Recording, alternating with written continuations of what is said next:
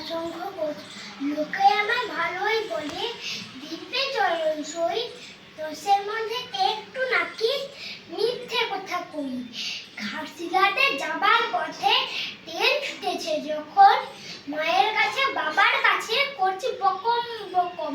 হঠাৎ দেখি মাঠের মধ্যে চলন্ত সব গাছে এক এক রকম ভঙ্গি করতে এক এক রকম নাচে। ও মা দেখো নৃত্য নাট্য। যেই বলেছি আমি, মা বকে দেয়, বড্ড তোমার বেড়েছে খেয়াছিলামি। চিড়িয়াখানার নাম জানো তো? আমার সে সমস্ত আদর করে দেখিয়েছিলেন পশুরাজের কেশো। কদিন পরে চুল খোসানো দুবাই টুরে একই ঠিক বিকল সেই রকমই মূর্তি যেন দেখি। কালসের মধ্যে যেই বলেছি সুরঞ্জনার কাছে, জানিস আমার ঘরে সিংহ বাঁধা আছে।